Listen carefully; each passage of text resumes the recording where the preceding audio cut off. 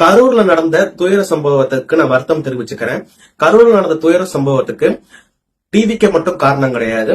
டிவிக்கே தலைவரா இருக்கக்கூடிய விஜய் மட்டும் நம்ம பிளேம் பண்ணக்கூடாது. அவருக்கும் அது பொறுப்பேற்றுக்கணும் தான். ஆனா முக்கியமான பொறுப்பு யாருக்குன்னா உளவுத்துறைக்கு. உளவுத்துறைக்கு தெரியும் எந்த இடத்துல என்ன நடக்கும் போகுதுன்னு உளவுத்துறைக்கு தெரிஞ்சிருக்கணும். அதுதான் உளவுத்துறையோட வேலை.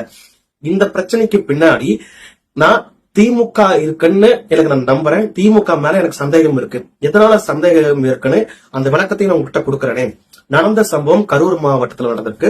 கரூர் மாவட்டத்துல எந்த அரசியல் இருந்தாலும் செந்தில் பாலாஜி சுத்தி தான் நடக்கும். கரூர் மாவட்டத்தை பத்தி தெரிஞ்சவங்களுக்கு தெரியும். கரூர் மாவட்டத்துல வேற கட்சியை வளரவே விட மாட்டாரு செந்தில் பாலாஜி. அவர் இருக்கிற கட்சி மட்டும் தான் வளரணும். இது செந்தில் பாலாஜியோட பிஹேவியர். அது மட்டும் கிடையாது. அமைச்சர் அன்பில் மகேஷ் திருச்சியில எத்தனை நாளைக்கு இருந்திருக்காரு? அவர் எப்பவுமே திருச்சி பக்கமே இருக்க மாட்டாரு. ஆனா இந்த சம்பவம் நடக்கும் போது கரெக்டா திருச்சில இருந்து உடனே ஸ்பாட்டுக்கு வராரு. சம்பவம் நடந்த உடனே செந்தில் பாலாஜி உடனே ஸ்பாட்டுக்கு வராரு. பலன்னு வராரு. எப்படி வெள்ளை வெட்டி வெள்ளை சட்டையெல்லாம் கட்டிக்கிட்டு ஸ்பாட்ல வந்து டப்புன்னு வந்து நிக்கிறாரு. ப்ரிப்பரா இருந்திருக்காங்க. நல்லபடியா ஞாபகம் வச்சுக்கணும். மா சுப்பிரமணியம் உடனே அறிக்கை கொடுக்கிறாரு. சுகாதாரத்துறை அமைச்சர் உடனே அறிக்கை கொடுக்கிறாரு. மா சுப்பிரமணியம் இதுக்கு முன்னாடி இது மாதிரி சம்பவத்துல ஏதாச்சும் பேசியிருக்காரா? கள்ளக்குறிச்சி சம்பவத்திற்கோ கடலூர்ல நடந்த குழந்தைகள் வந்துட்டு சத்து உணவு சாப்பிட்டு இதே மாதிரிதான் கடந்தாங்க. அவங்களுக்கும் அமைச்சர் மா சுப்பிரமணியம் இதை பத்தி ஏதாச்சும் பேசியிருக்காரா? கிடையாது. இந்த சம்பவத்துக்கு உடனே மா சுப்பிரமணியம் ரியாக்ட் பண்றாரு 7 மணிக்கு எல்லாமே. இது ஒரு சந்தேகத்துக்குரிய விஷயம். நம்ம முதலமைச்சர் மு.க. ஸ்டாலின் இது மாதிரி விரைவா செயல்படக்கூடிய நம்பரா? 1 நம்பர் தற்கொலை நம்ம முதலமைச்சர் மு.க. ஸ்டாலின் ஊரறிஞ்ச விஷயம். ஏன்னா சென்னையில ஏர் ஷோ நடந்துச்சு. ஏர் ஷோல இதை விட மேசிவான கிரௌட்லயே 5 பேர் மூச்சு திணறல மத்தியான நேரத்தில் உயிரிழந்திருக்காங்க. அதுக்கே முதலமைச்சர் மு.க. ஸ்டாலின் எந்த வருத்தமும் தெரிவிக்கல. உடனே நல்லபடியா புரிஞ்சுக்கணும். ஆனா கரூர் நடந்த சம்பவத்துக்கு உடனே விரைஞ்சு போறாரு கரூருக்கு சென்னையில இருந்து பிரைவேட் ஜெட்ல. ஆனா ஆகஸ்ட் 14ஆம் தேதி தூய்மை பணியாளர்கள் இது போல கஷ்டப்பட்டுக்கிட்டு இருக்கும் பொழுது அவங்க காவல்துறை அடிச்சு விரட்டுறாங்க. அன்னைக்கு உட்கார்ந்து கூலி படம் பார்த்துட்டு இருக்காரு. அப்படிப்பட்ட தற்கொலைதான் நம்ம முதலமைச்சர்.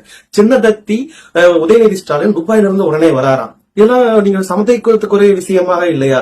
எப்படி டிஎம்கே உடனுக்குடனே செயல்படுது? அப்ப அவங்களுக்கு முன்கூட்டி எதை தெரிஞ்சிருக்கு. இப்ப நான் என்ன கேட்க விரும்புறேன்னா, இதுக்கு சிபிஐயோட விசாரணை வேணும். இந்த சிபிஐ வந்து உடனுக்குடனே இந்த தலையிட்டு விசாரிச்சாதான் இதுக்கு பின்னாடி யார் யார் இருக்காங்கன்னு தெரியும். இப்போ சொல்றேன், தற்கொலை விஜய் உடனே கரூர்ல இருந்திருக்கணும். அதை விட்டுட்டு பயந்தாங்கோலித்தனமா உங்கள் விஜய் உங்களுக்காக வர விஜய் டைலாக் மட்டும் பேசிக்கிட்டு இருந்த தற்கொலை பிரைவேட் ஜெட்டை குறிச்சு பிரச்சனை கிளம்பி போயிட்டான். இவனா ஒரு தலைவனா? இவனை நம்பி நீங்களா போனீங்கன்னா உருப்படுவீங்களா? இந்த பிரச்சனை எனக்கு இருக்கு. ஆனா உயிரிழந்தவங்க எல்லாருமே உயிராதான் நான் பார்க்கணும். இதை வந்து திமுக மாதிரி பண அரசியல் பண்ணக்கூடாதுன்னு நான் நினைக்கிறேன். அதனாலதான் சிபிஐயோட விசாரணை வேணும். அது மட்டும் இல்லாம எனக்கு இன்னொரு சந்தேகத்துக்குரிய விஷயம்னா, இது விஜய் கிட்ட போய் பார்க்க போறாங்கல்ல, விஜய் கிட்ட போய் அந்த வண்டி கிட்ட போனவங்க மூச்சு திறனால செத்து இருந்தாங்கன்னா இது பிரச்சனையே கிடையாது. என் பிரச்சனையே கிடையாதுன்னா இது இந்த அளவுக்கு நான் சந்தேகத்தை கொண்டு வந்திருக்க மாட்டேன். ஏன்னா பெண்கள் தான் அதிகப்படியா இருந்திருக்காங்க. பெண்கள் கூட இருக்கக்கூடிய பெரிய வயசு குழந்தைகள், இந்த குழந்தைகள் இருந்திருக்காங்க நியூஸ்ல வந்தாலும் கை குழந்தைகள்ல யாருமே கிடையாது. எல்லாமே கொஞ்சம் பெரிய வயசு குழந்தைகள் தான். ஏன்னா அவங்க எல்லாருமே வந்துட்டு கிரௌட்ல ஒரு ஓரமா இருப்பாங்க. அப்படின்ற பட்சத்துல அந்த இடத்துல அசம்பாவிதம் நடக்கக்கூடிய ரேசிய வந்து கம்மி. அப்ப அந்த இடத்துல அசம்பாவிதம் நடந்திருக்குன்னா அங்க என்ன நடந்துச்சு? இரவு நேரத்துல மூச்சு திணறதுக்கு காரணம் என்ன? ஏன்னா ஓப்பன் ஸ்பேஸ் தான் இது. ஓப்பன் ஸ்பேஸ்லயே மூச்சு திணறது, தண்ணி வசதி எல்லாமே டிவிகே சார்பா பண்ணிருக்காங்க. அப்படி இருந்துமே எப்படி இவங்க இறந்திருக்காங்க? அப்புறம் பின்னாடி ஏதோ நடந்திருக்கலாம் அப்படின்ற போது சிபிஐ விசாரணை வந்துச்சுன்னா எல்லாத்துக்கும் பதில் தெரிஞ்சிருது. சிபிஐ விசாரணை வேணுமா வேண்டாம் நீங்க சொல்லுங்க பாப்போம்.